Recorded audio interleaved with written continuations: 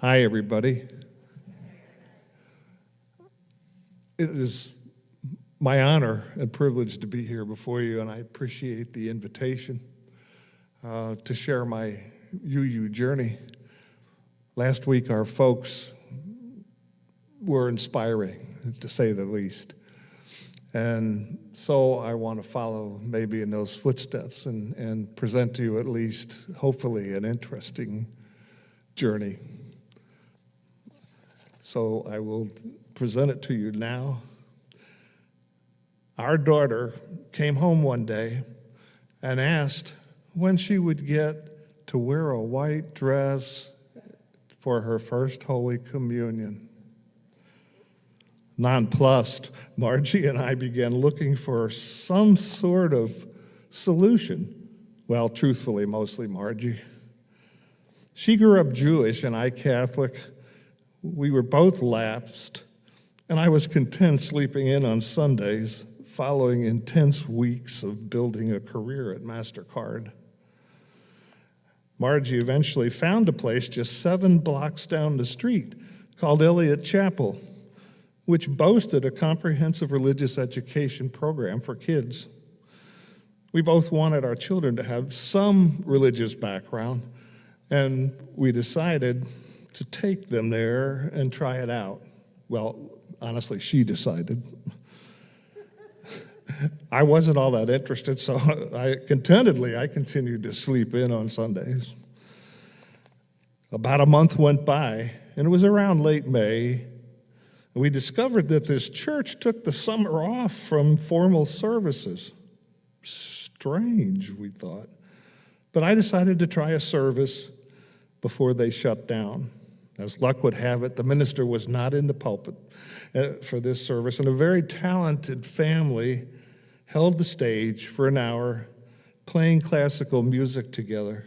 It was extremely impressive, but honestly not my cup of tea, I thought. We were invited to go for coffee in what they called their fellowship hall. Reluctantly, I went. As I walked in, I was handed a blue visitor's cup and picked up snippets of conversation as I headed for coffee. Here was my first real introduction to Unitarian Universalism. The conversations that I continuously overheard expressed opinions I wasn't used to hearing, close to my own thoughts, feelings, values, and beliefs, and that I dared not utter at MasterCard. I hadn't even realized how much effort I put into hiding them from work until the joy of hearing them openly expressed filled the air around me. Suddenly, I wanted more. We joined Elliott Chapel in St. Louis in 1989.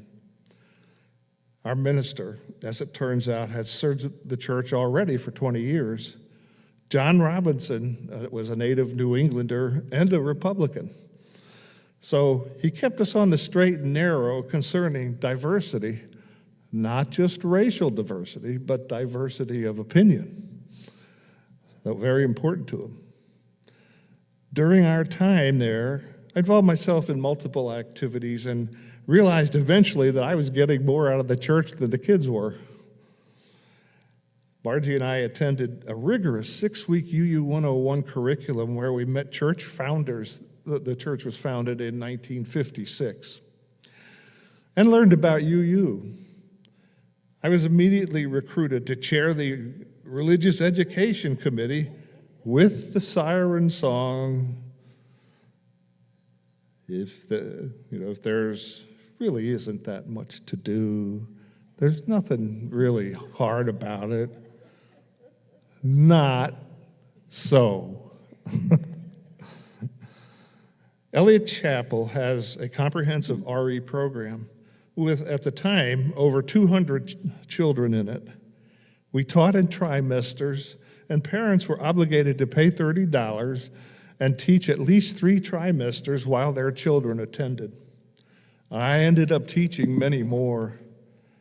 Most memorable was the junior high, including churches in your neighborhood. where we visited about 10 churches. I'd like to share with you 3 visits that were standouts to me with the junior high kids. First one was the Church of Scientology. When we walked in there, they had an entire program planned for us. We started off separating first the adults and the kids to separate rooms for separate hour-long films. When we got out of there, out of the film, the kids, we were reunited, although reluctantly, by the Scientologists, and they had more for us to do, but one of the kids came over to me and said, "Let's get out of here."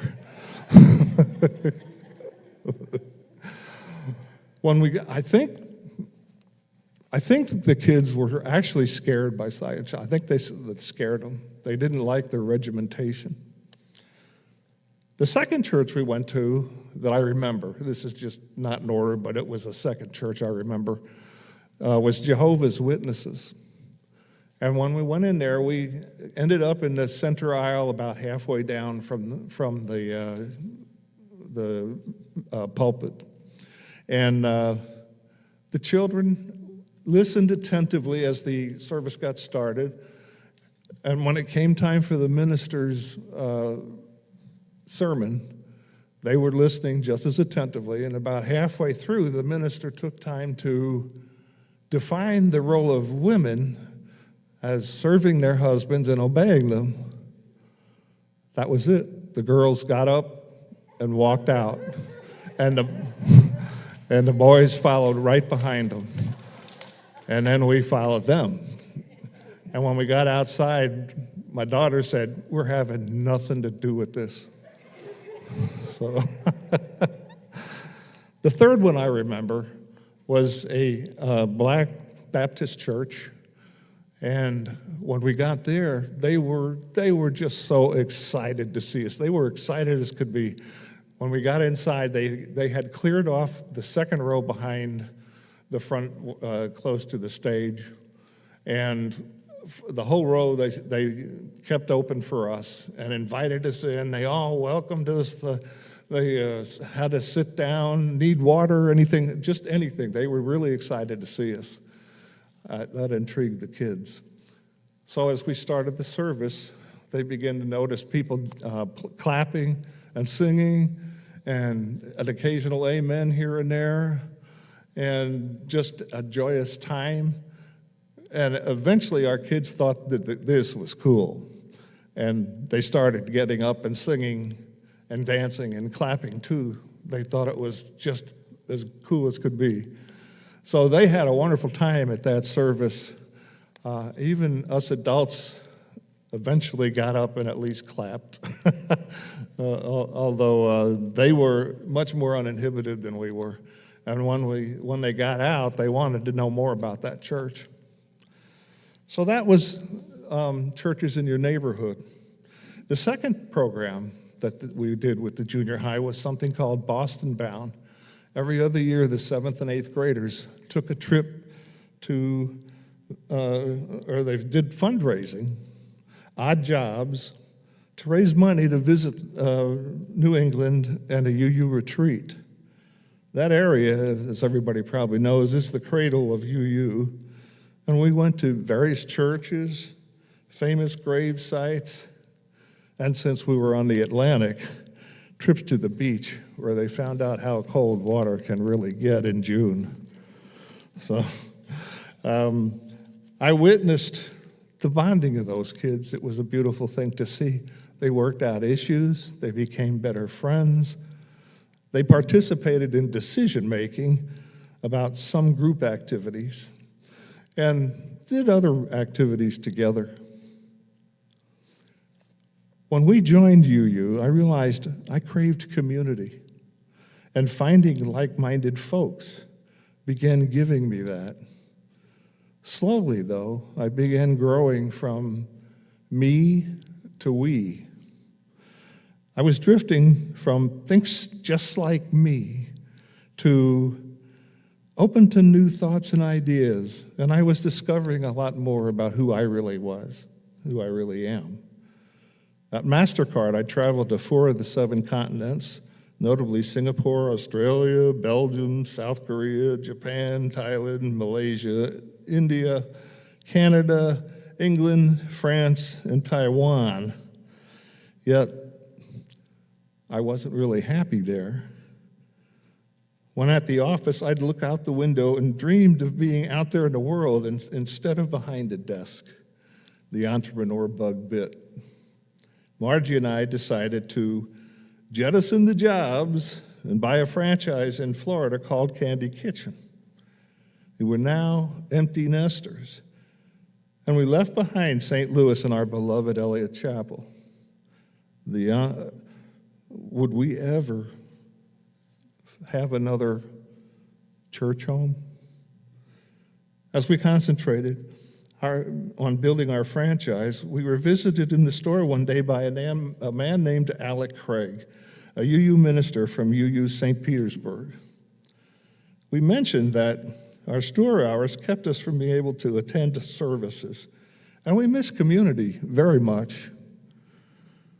He kept us informed on church events, visiting frequently, and invited us to Christmas Eve services. He provided a much-needed lifeline. We eventually sold our store and pursued other employment and joined UUSP. There, I found my preference in church participation by staying in the background and supporting the church where needed, such as producing quarterly pledge summaries, participating in the pledge drives, chairing the committee a couple of times, and working on the care committee and the finance committee, where I met Harriet Hasidi, who at the time was attending UUSP along with me. And I plugged myself in as necessary.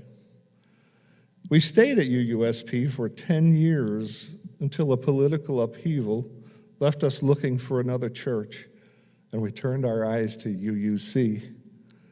Here, I was approached early on to join the board, once again, falling for the old siren song. You know the tune. It won't take much time, not much to do. I was young to the congregation, and so did what I could there, given little historical background and knowledge. I've also chaired the kitchen group, who deserve a round of appreciation and a lot more respect as we trend back to in-person services. And I also chaired the nominating committee. Along the way, I have grown to enjoy serving our beautiful community. I learned that I am not a natural-born leader, but when in that position, I lead by consensus building. I manage much smarter folks with visionary agendas and look to reconciliate.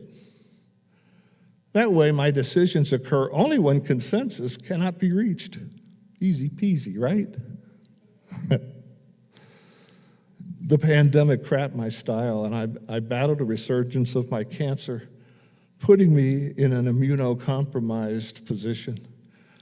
Even as we began to come back, I could not be with you, and I missed you terribly.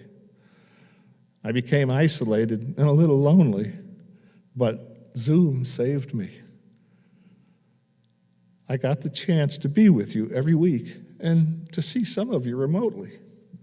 Still, I volunteer to man the front office phone Friday mornings, again, plugging in where I can help. UUC is an amazing community, and I'm happy to do what I can, looking for those places where I can plug in and be of service. I love all of you and our UUC community, and I thank you for your time.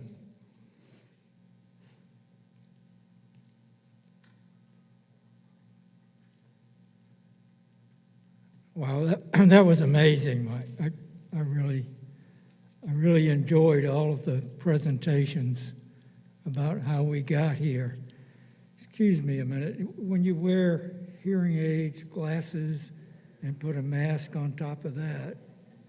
Try adding earrings to that. Yeah. And Real hard. and you're 85 years old. You want to hold my buddy for a few minutes?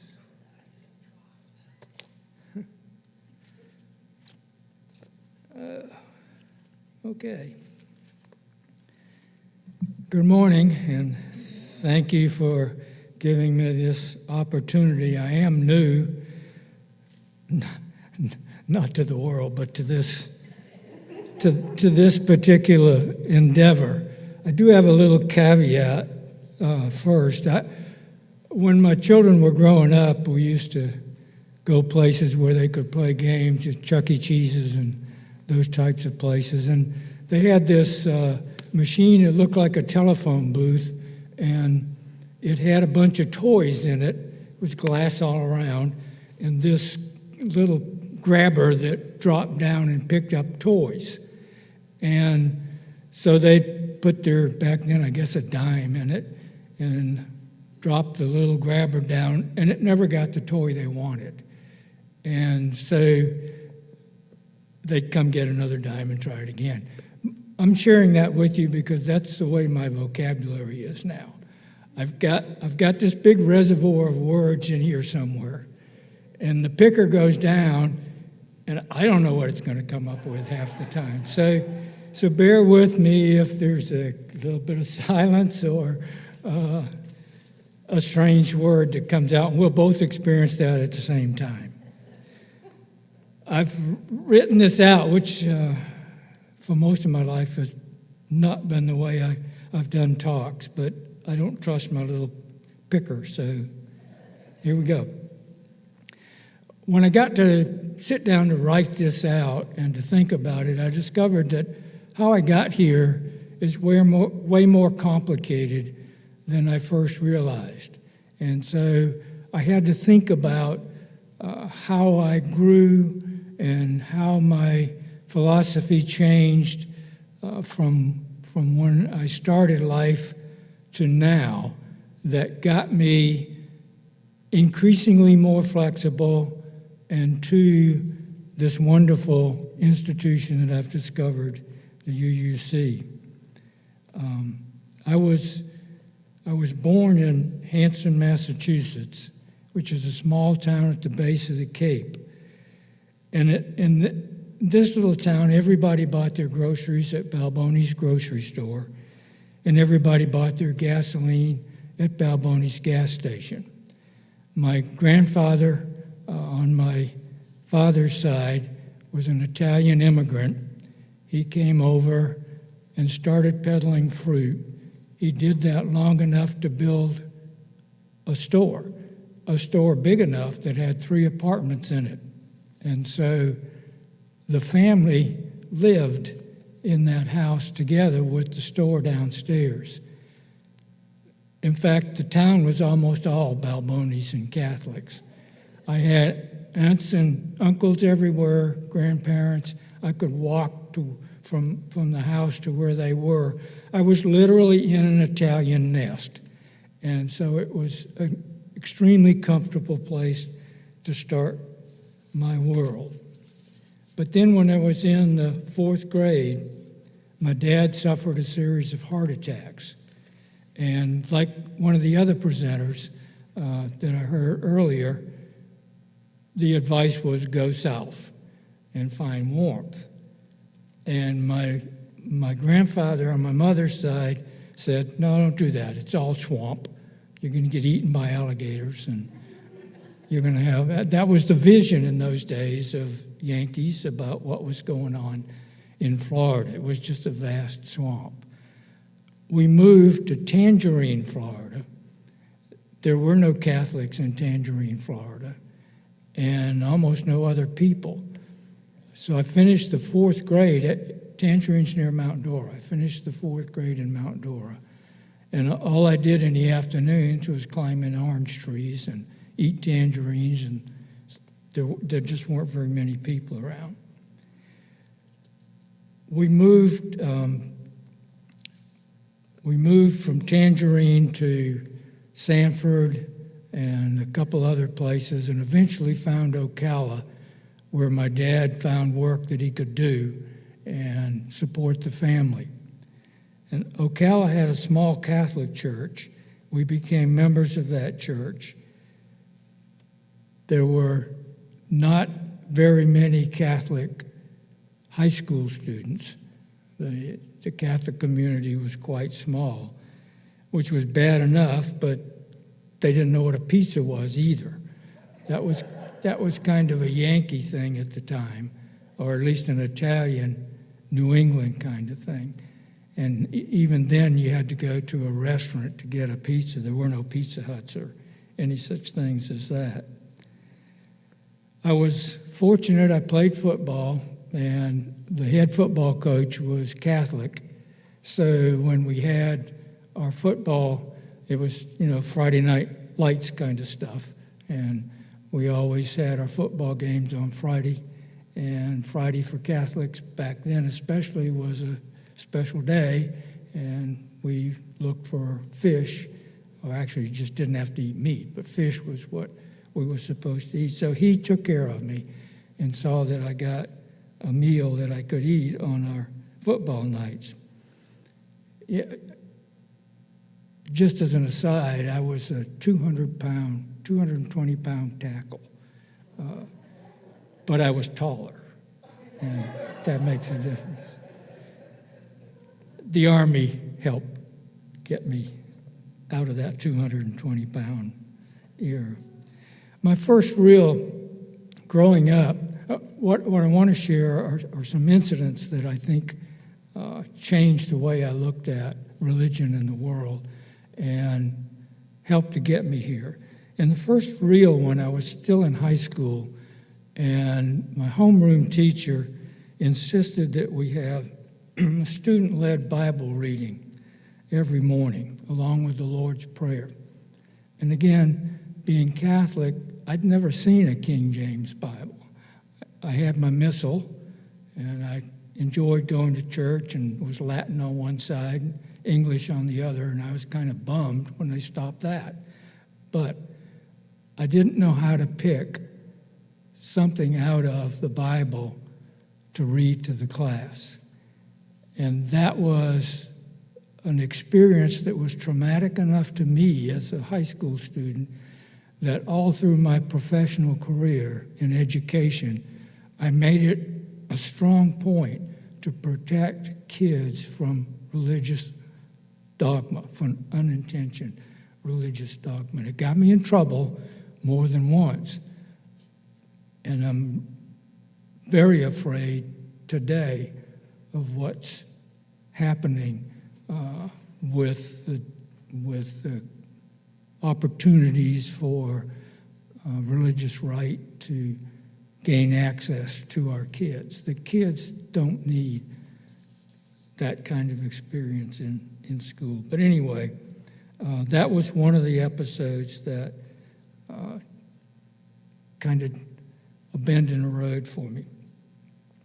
So I had a really good high school biology teacher, and that influence caused me to go to college and study biology and science. And so that was the beginning of my career. My first teaching job was in Atlanta, outside Atlanta, a little community called Little Then, Sandy Springs, and we actually lived in Buckhead, which back then was a small town.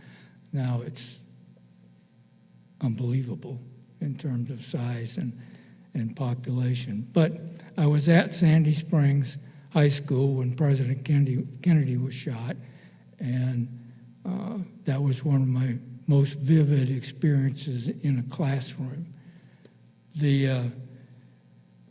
It was during that time also that I met my future wife, and we became a mixed marriage. She was Baptist and I was Catholic, so we had to kind of work through that. But we all, during our marriage, had the ability to find the middle ground in our beliefs and our faith.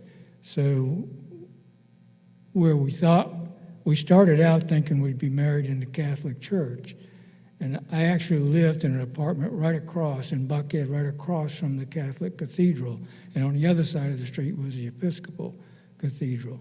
So we went to the Catholic priest to see what it would take for us to be married.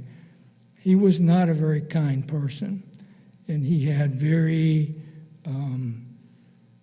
rigid ideas of what we needed, particularly what she needed to do in order to be accommodated in the Catholic Church. We never went back.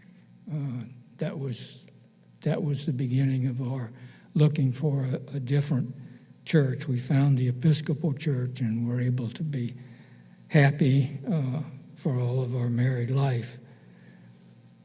During the time I was in Atlanta, I had another,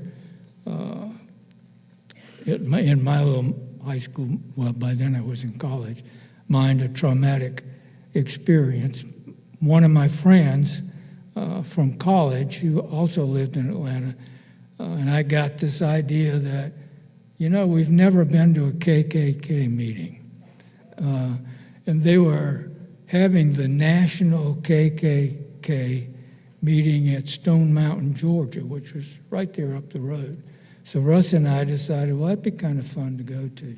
No, not fun.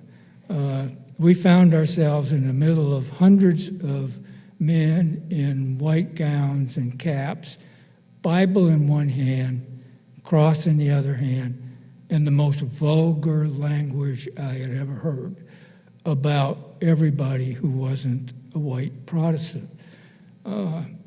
With my Catholic background, the Pope was kind of a sacred person. And they said things about the Pope that, I could never repeat the rest of my life. And President Kennedy was a big target.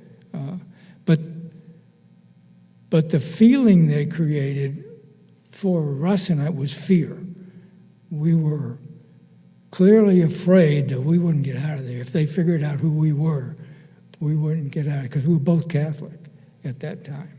And so we left, and we kind of salved our wounds at a little place called the Bottom of the Barrel, which is a jazz bar, and was at that time in Atlanta. So that calmed us down, and but that gave me a sense that I carry with me still about how I don't know even what the right word it is, but it's how deeply, to me, disturbing people can be about religious convictions and where they can go with them. We moved from Atlanta to Vero Beach, Florida, where I took a high school teaching position in biology.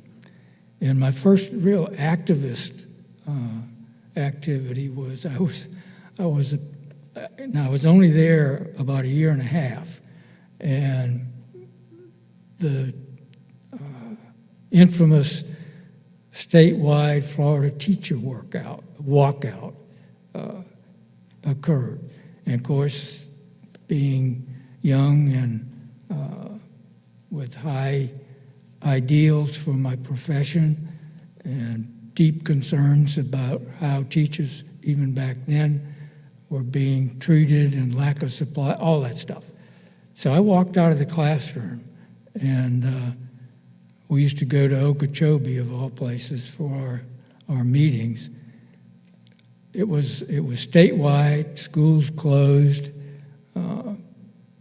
teachers were told they were going to be fired if they didn't come back. I actually, somewhere in my files, have a subpoena ordering me back to class, which I didn't follow.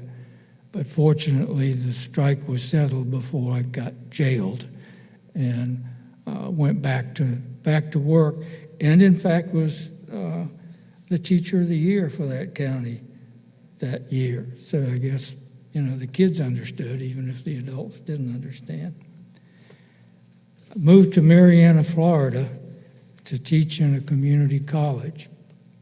That's in the Panhandle, and back in the 60s, it was even more conservative than it is now. Again, I couldn't keep my big mouth shut, and I ended up being the founding president of the only of one of two teachers unions at the college level in Florida.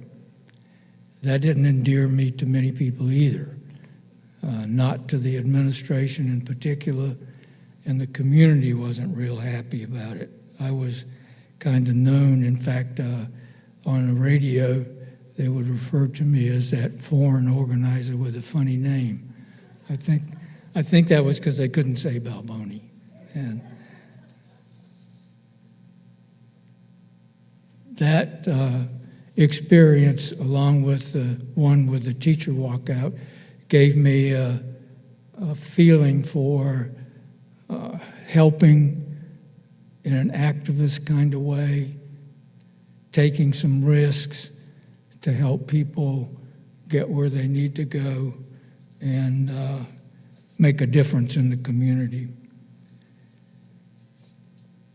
I retired after 40-something years of administration and teaching in Florida. At the time I retired, I was fortunate enough to be superintendent in St. Johns County, which is St. Augustine. And it's a wonderful place, a lot of great people. But if you know St. Augustine and know the history of St. Augustine, that was one of the key places that Martin Luther King went. And again, I was in a position to try to help resolve issues. I had staff who were children in the days when Martin Luther King was there, and were involved. If you look at their history, there's a famous incident where children were swimming in a motel pool and some adults threw acid in the pool. I had staff members that were part of that. So it was another one of those opportunities to serve in a helpful way, to help people work through. Those kinds of things have been, I mean, St. Augustine's not like that now. Those kinds of things have resolved, and it's a part of their history. When my wife passed away, my life changed drastically. It's about 6 years ago. And drastically because the role we had together with our theology and our religion was basically held together because we were together. It was a common agreement and a common belief system, sort of, if that makes any sense. So when it was just me, some of the kinds of things that we practiced became less meaningful. I continued to attend church. I was a member then of Holy Trinity in Clearwater, and in fact was on the committee when FAST was established. We had meetings before it was FAST, and we went through the process of multiple churches joining together and deciding that there really would be an organization, and then coming up with a name. I was a part of that particular process. When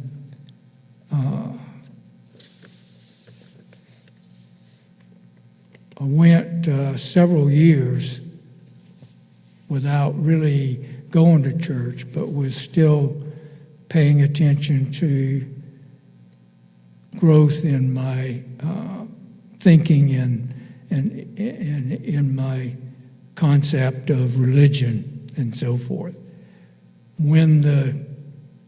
In fact, I came here about 5 years ago. I came here a couple of times, and I was comfortable, and I enjoyed the service, but I wasn't ready to make any kind of a commitment.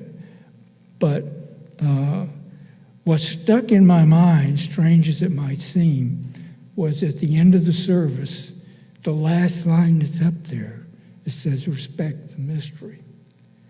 And in all of my studies and reading people like Stephen Hawkins and Richard Dawkins and Thoreau and, believe it or not, Octavia Butler, what I had come to conclude was, hell, nobody knows. You know, there's a lot of room for why we're here and what we're about and how long eternity is and all those kind of questions. So I love Respect the Mystery, because to me it's a mystery. There's a lot of things that people agree on, and there's a lot of science, and science is one of my major threads of how I think about things. But I found this little quote from The Parable of the Sower by Octavia Butler, and it struck me as connecting the science and the humanity. It basically says, all that you touch, you change. All that you change, changes you. The only lasting truth is change, and God is change. That fits my comfort zone, because as a biologist, the key living theory is evolution, which is change. And so I find some comfort in thinking that maybe we're on this path as humanity of discovery, and that as we grow and as we learn more, we will eventually be there, wherever there is. And so that's how I got here, because what I read from the literature in UUC touched me enough to bring me to this place, and I'm here. Thank you.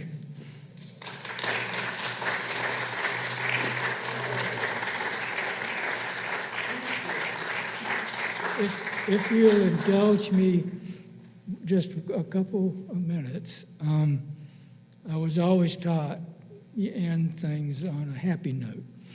So this little fella was given to me on Father's Day by my oldest granddaughter. And she said, Nunu, squeeze this paw. And I know you won't be able to hear what it says, but I'll tell you. Wrong paw. We're having a baby.